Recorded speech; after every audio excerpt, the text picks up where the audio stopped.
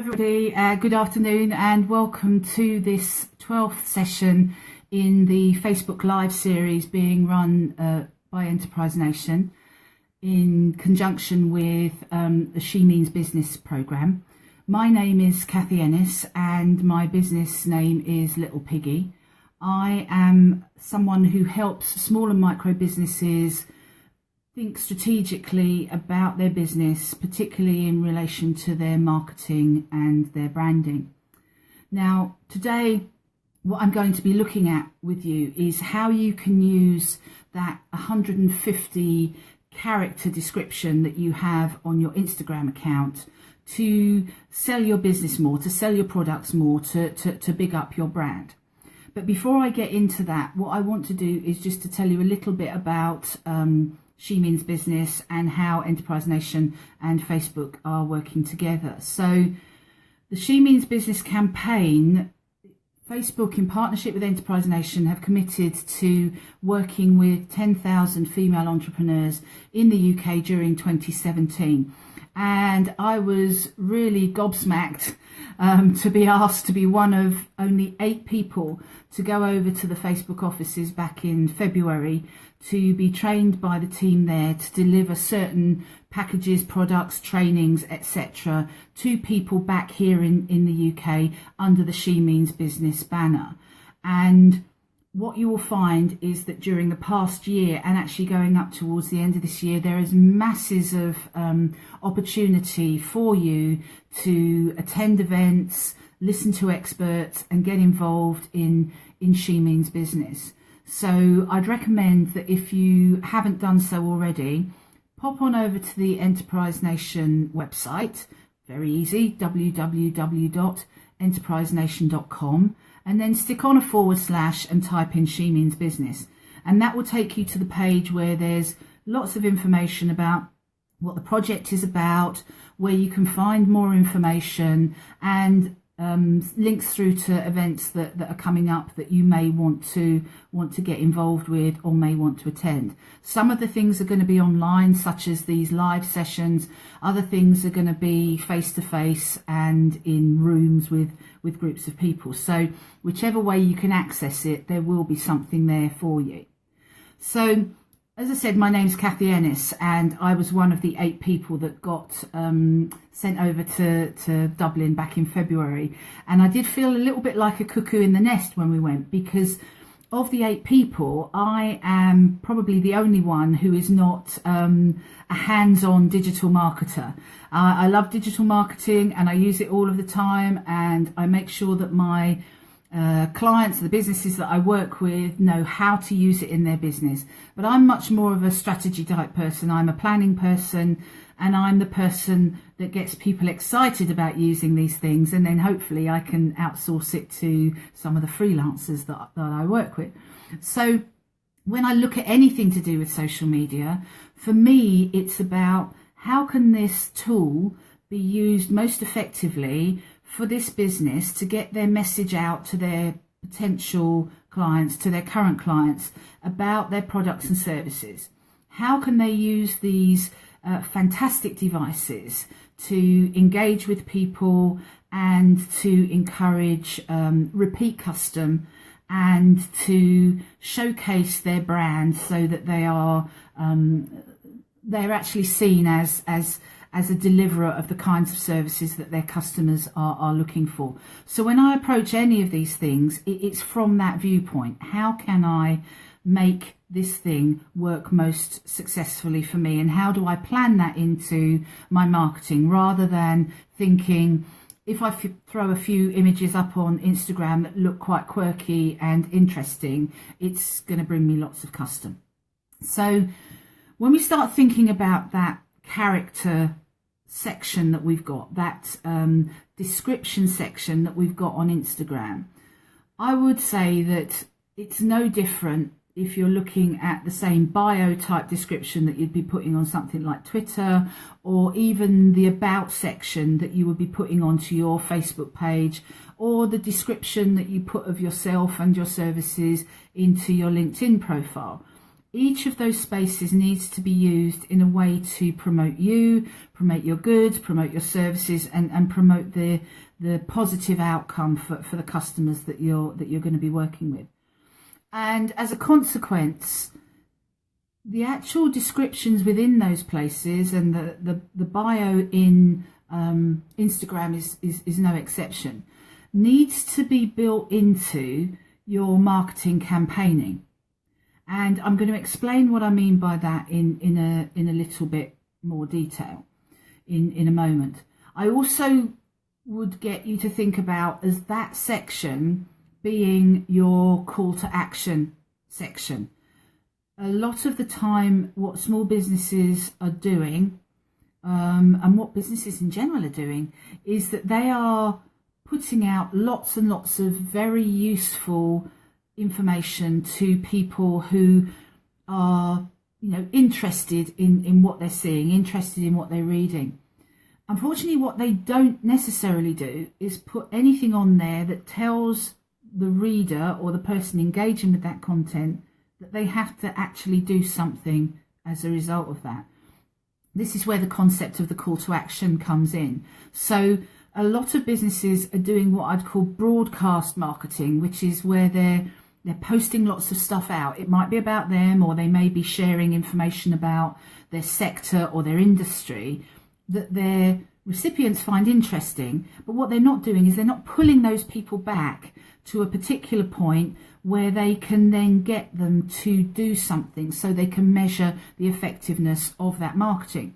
So they may not be saying, contact me now, download this now, or click here, basic things like that. So what I want to get across is that I think you need to consider that bio section in your Instagram account as a place for your call to action. So what I want to look at is I want to look at three separate things, because I think that section is divided really quite neatly into three. The first thing is is what you say. So the couple of sentences that you've got in that biography. The second thing I want to think about is your hashtag, and the third thing I want you to think about is the web link or the URL that you include. Okay, so if we think about the characters, what it is that you actually say. Now, one thing, and I say to my clients all of the time, is that every time you're tempted to use the word I or we to start a sentence when you're talking to your customers, can you please replace that with the word you? Simply because it will change the sentence structure, and the consequence of that is that you will need to tell your customers what they get from engaging with you rather than what you give them. And the fact of the matter is that the vast majority of our customers haven't got an interest in any way whatsoever in terms of what we do. They're interested in the outcomes of what we deliver. So in that biography section, if you want to say things like you will, you can be assured of, you will, etc., rather than I and we. I had a friend who used to talk about stopping businesses weeing all over their social media, and I think that's really where I'm coming from with this.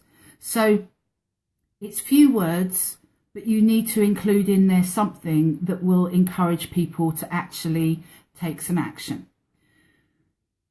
The second thing, as I said, is about this hashtag. Now, one of the key things about Instagram we know is that the hashtag is a very, very powerful tool within Instagram, and research is showing that the most shared Instagram posts are usually using around about 12 hashtags. What I would recommend is that when you are posting, is that you have a specific hashtag for your company. So obviously you're going to need to research through Instagram to make sure that nobody is using the hashtag that you want to use, because what you don't want to do is water down the message by using something that is being used by other people. So, for example, in my business, in terms of my Instagram account, my hashtag is hashtag Little Piggy UK. So, and the reason I'm saying that is that in that 150 character biography space that you've actually got in Instagram, I would include the hashtag that you've identified for your business within that description. The main reason for this is that it then provides people who become engaged with you and with your page with something under which they can, start using your hashtag, so that then pulls together everything. If people are searching for that hashtag, that is both yours and your clients and your customers, or people who are engaged with your Instagram account, it will pull it all together into one place. It will actually then also start to build this emphasis or this fire underneath your account, because if your hashtag is being used frequently, not only by you but by other people, it actually means that it will have far more impact. So, as I say, those two things, making sure that what you're saying on your Instagram bio is relevant and tells your audience what they can get from you rather than what you deliver to them, and including your hashtag in there. The final bit I'll put in there about those two things is the fact that I said earlier that biography section, you shouldn't write it once and expect it to stay there forever, because as with all of our marketing and promotion, we need to use every single tool we've got at our disposal to get messages out. So one of the key things I work with my clients on is making sure that when they are promoting a specific thing, so they've got a marketing campaign going on, each of their promotional profiles on whichever platform that they're using, so everything that's spread from their website through to their Facebook account through to their Instagram account, actually is promoting that thing that is being promoted. So therefore, if, for example, a beauty company had a new range of lipsticks that they were just launching onto the market, I would be suggesting that what they did in their Instagram profile was actually use that profile section to talk about the fact that there was a new range of lipsticks coming on. So that then tied into everything else that they were pushing out via their other channels. They may actually identify a secondary hashtag just to sit with that particular product alongside their own hashtag. The reason for this is about building that buzz around the business, around the product, around whatever that specific offer is. So you can use that bio very, very strongly for a call to action to get people to buy into whatever product or service is being promoted at that particular point in time. So that leads me to the third thing in terms of the elements that you have in that bio section, and that's the web link and the URL. Now, again, what I find a lot is that what people do is they use that link solely to push people back to the homepage on their website. Now, that web link can be a web link to anywhere. So wouldn't it be sensible, if you are running a campaign about a particular product or service, that web link went back to a landing page or a specific page where that service or product was being discussed and or sold? The other side of that, and the other thing that I do with mine, is I don't use the full web link for the website. I would use a link shortener, so I use Bitly to shorten my links, because then I can actually look at the data in terms of who's clicking on that, where they're clicking on it, and the impact that web link is actually having. So it's another way of monitoring and measuring the effectiveness of that as a marketing platform. So As I said at the beginning, this is part of the Enterprise Nation She Means Business Facebook collaboration. This session, and the whole point of it has been to look at how we might use that Instagram 150 character bio section to brand our businesses more effectively, to sell more. And the three things that I think really do need addressing is definitely what you say, and the second thing is how you use the hashtag, and the third thing is what you do with the web link. I hope you found that useful in some way. It's been a pleasure for me to be here this afternoon, and I wish you all a pleasant afternoon and hope you have a fantastic weekend. Thanks very much. I'm Kathy Ennis. Bye.